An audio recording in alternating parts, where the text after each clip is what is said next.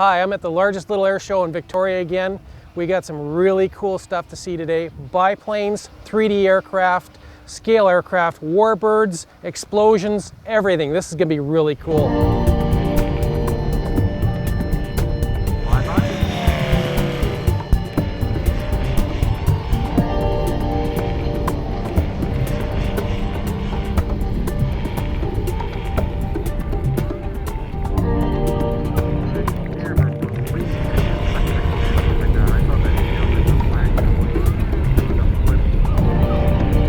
Now this event has been actually done for the past 13 years by Mike Sco. He's been the principal organizer of this event, and he's also had the assistance of Jack Price, who's helped out over the last couple of years. It's an exciting weekend. This is Victoria's largest little air show, and we are raising funds for Santa's Anonymous and for the Sandwich Peninsula Hospital. We've had jets flying today. We've had a Mosquito up in the air, P38s flying over this area. Beautiful we have F4U Corsair. It was an absolutely gorgeous F4U Corsair flying with a P38 at the same time. Okay, we're with Mike Allman here. He's got a yellow aircraft, P38. What can you tell us about the history of this aircraft? I can't take credit for building it. Jack Price built this aircraft back around winter of 2000, 2001. And it's a yellow aircraft, so all fiberglass, foam core wing. I've flown the aircraft in US Scale Masters. This aircraft was done up for a fella who actually commissioned Burt Rattan to build the Pond Racer some years ago. So this fella, Jolton Josie, was quite involved with the Reno air races over the years. Some good history, and Jack did a lot of research on coming up with an airplane that looked like something and had all the documentation to be able to fly it in scale. And you and Jack get together often to do what you did today? We've been having a great time this weekend, sort of having the two of his aircraft together in the sky at the same time. Yeah, just having fun.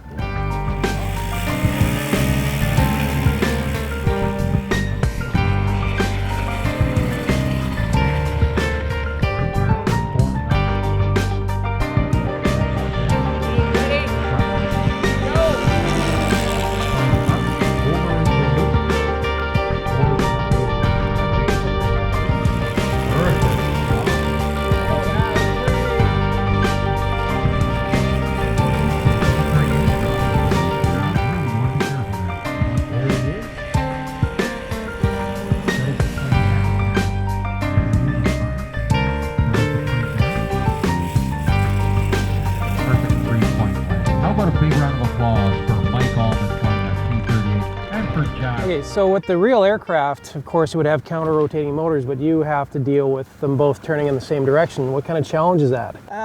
There's a little bit more torque issues on takeoff. Obviously, it wants to pull quite hard to the left on takeoff, so I do just like anybody does. I trim in some extra right rudder on takeoff. Here there's usually always a crosswind, so it's always a little more challenging. Obviously, being a tricycle landing gear system, it's very, very nice to handle on the ground. So a little more forgiving than a little more forgiving, and you don't have to worry about the tail coming up and just trying to wait for the rudder. These are very effective. Once the aircraft gets some speed, you get a lot of help from the rudders. Well, thank you for showing us your model. Yep, I'm glad you guys were here and hope to see more of you.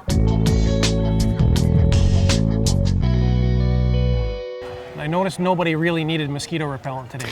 Unfortunately, no mosquitoes in the sense of the flying kind, but the airplane kind, absolutely awesome flying. And this is by Tom Wolf, who comes up from California every year to demonstrate some time. They even had some pyrotechnics thrown in there for some excitement for the crowds.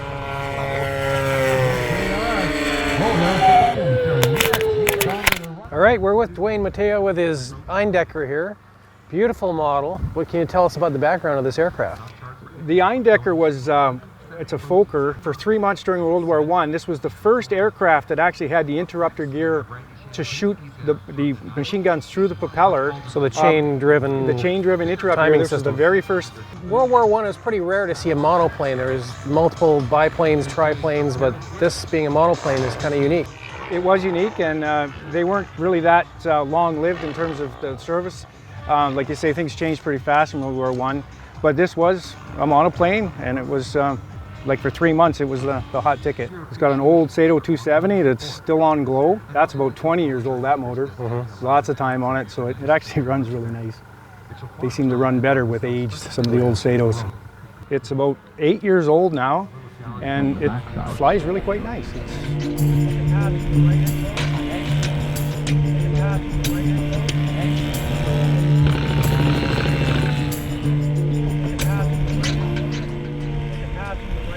Real metal covering this.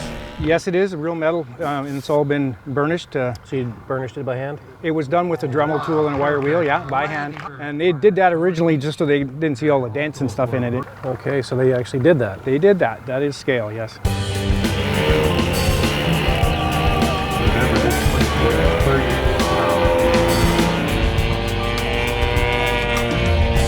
Well, sad to say, but I have to go. We've seen a lot of cool stuff at the Largest Little Air Show today, but there's more RCTV for you guys. Stay tuned.